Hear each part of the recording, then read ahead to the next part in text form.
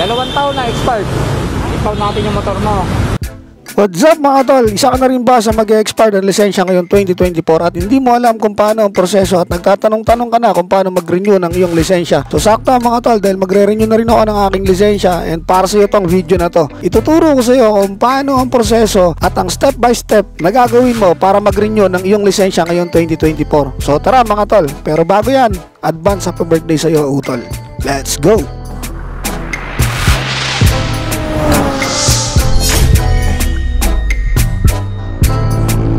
Right mga tol, so good day, and today mga tol magre-renew tayo ng lisensya. So sasama ko kayo mga tol doon sa mga gustong malaman kung paano nga ba ang proseso ng pagre-renew ngayong 2024. So sakto to mga tol, magre-renew ako ng lisensya ngayon, and turo ko sa inyo kung ano yung mga step by step na ginawa ko para sa pagre-renew ng lisensya.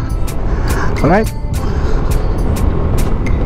Okay mga utol, bago nga pala ako pumunta dito sa LTO Satellite Office like dito sa Alabang Town Center, ay nag-exam muna ako online dito sa LTMS. So bakit mo kailangan mag-online exam dito sa LTMS portal mga utol? Dahil pagdating mo sa LTO ay pag-e-examine ka rin online dun sa may LTMS portal.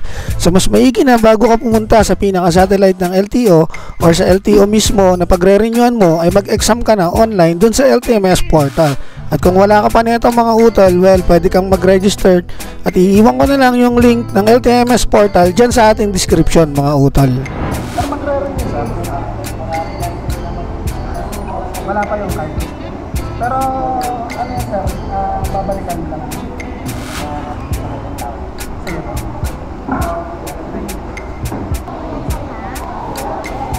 Ay, ito po. Ito po ba yun? Dito mga utol, kung mapapansin nyo, sa window 1 pa lang, tinanong na kaagad ako kung meron na akong online exam or yung result, kung nakapag-exam na daw ako. Kaya ang ginawa ko mga tol, pinasa ko na lang yung aking printed result ng exam online.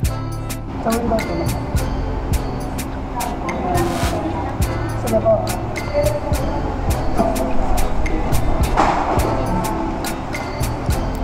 Dito mga utol ay binigyan na lang ako ng application form dun sa window 1, and then pupunta ka agad ako dito sa medical para magpa-medical mga utol. Okay mga utol, additional info lang. Kung ayaw nyo pumila dito sa medical sa LTO, pwede rin kayong kumuha ng medical sa labas, pero yung accredited lamang ng mga LTO office. And maganda talaga ang mga utol, kumuha ka muna ng online exam sa LTMS portal para hindi ka na pumila-pila pa dito sa LTO, so hindi ka na rin matatagalan sa pagkuha ng iyong lisensya. At ang pinakamaganda nito, pwede kang mag-exam no 1 week prior bago ka kumuha ng iyong lisensya. So meron kang maabang oras para i-take yung exam na yon mga utol.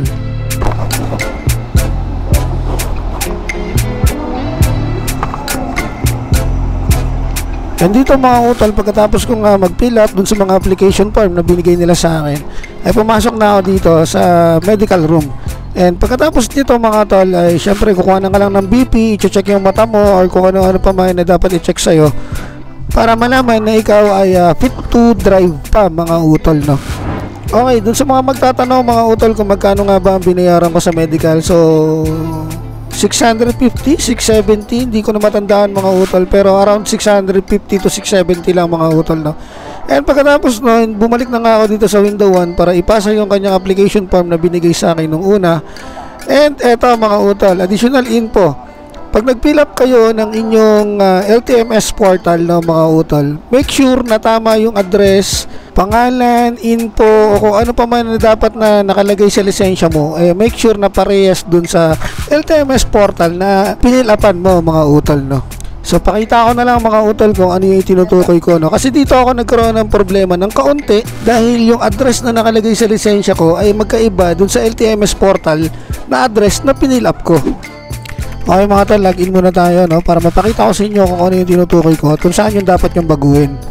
Okay mga tol, pasok na tayo, and then ang pinakaunang-una mo pupuntahan, ito yung profile. So dyan mo makikita lahat ng mga address, application ng motor mo, pati yung sa lisensya mo mga tol. So dito yan sa dulong-dulo, yan. Kailangan yung nakalagay dyan na address mga utol, parehas na parehas dun sa address sa lisensya mo mga utol Wala nang baguhin pa o wala nang ayusin pa. Maliban na lang kung may gusto ka talagang papalitan dyan sa address or nagpalit ka ng address. Kasi yan yung sinasabi ko mga utol na maliit na naging problema ko dahil meron lang unit B na nakalagay sa portal tapos sa lisensya ko wala namang unit B. So tinanong lang ako kung lalagyan ba natin ng unit B or wag nalagyan ng unit B. So dito mga tol, inayos ko lang, inalis yung unit B and then okay na, good to go na tayo mga utol. Alright mga tol, so last part na tayo, window 3 na. So pinapakita na lang sa akin dito kung tama ba lahat ng info na nakalagay dun sa lisensya natin, no, na ipiprint. So bago siya i-print, pinapakita mo na sa akin, no, mga utol. So yun, pagkatapos na ito, goods na tayo, okay na. So ganun na lang kabilis mag-renew ng lisensya ngayon. Kudos na dito sa mga LTO staff dito sa may ATC Alabang, mga utol, at napakabilis mag-renew ng lisensya sa kanila mga utol. Wala pang halos isang oras, okay na, tapos na ako mag-renew. Ito yung resibo na. Sa mga checkpoint, sir, ito na ipapakita. Pakita lang. Thank you po. Alright mga tol, so tapos na tayo, okay na, na-release na yung lisensya natin. Temporary, pero antay na lang tayo ng tawag para makuha yung ating card, no, na yung pinaka-lisensya natin mga utol. So mabilis lang mag-renew ng lisensya ngayon, lalo pagka ready ka na or prepared ka na pumunta doon sa LTO. Meron ka ng medical or meron ka ng exam, no, na online, and then yun, mag-fill up ka na lang ng konti, makukuha mo na kagad ang inyong renew card or temporary card na license na magagamit mo sa pagbiyahe mo. So let's go mga tol, mabiyahe pa tayo ng Grab. And thank you, sana may natutunan kayo and binakuha kayong technique paano mag-renew ng lisensya ngayon 2024 mga utol. And baka pwede naman tayo makahirit ng subscribe dyan mga utol. So maraming salamat and ingat tayo palagi, ride safe. Right mga tol, so tapos na tayo mag-renew and finally meron na tayong bagong lisensya. Oo nga pala, hindi ko na check kung ilang taon, no, yung validation ng lisensya ko. Wait, check ko muna. Hindi ko alam kung 10 years or 5 years yung validation. Wait. Pero sa pagkakaalam ko, this past 5 years nung pagmamaneho natin, never pa tayong mahuli.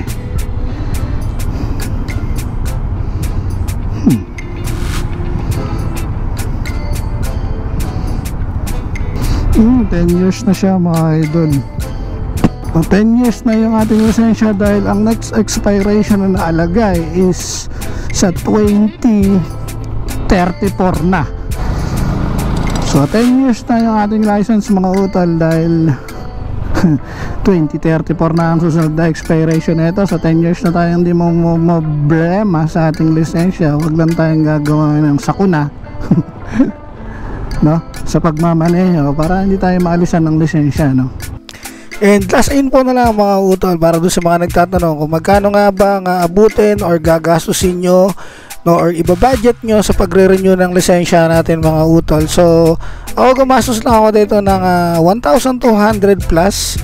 Hindi ko alam kung magkano na yung exact amount dahil nakalimutan ko na. Pero yun lang mga tol ang kailangan mong gastusin sa pagre-renew ng iyong lisensya. At ang babayaran mo lang yung sa medical at ang lisensya na mismo. Tapos syempre yung pagpapaprint mo ng iyong CDE yata ang tawag doon, CDE exam, no, na kukunin mo online, no, para mas mapabilis ka, mag-take ka na nito sa bahay nyo pa lang tapos ipaprint mo na. Tapos yun, good to go ka na mga utol, no. So maraming salamat and kita-kits tayo sa kalsada. Ingat tayo palagi.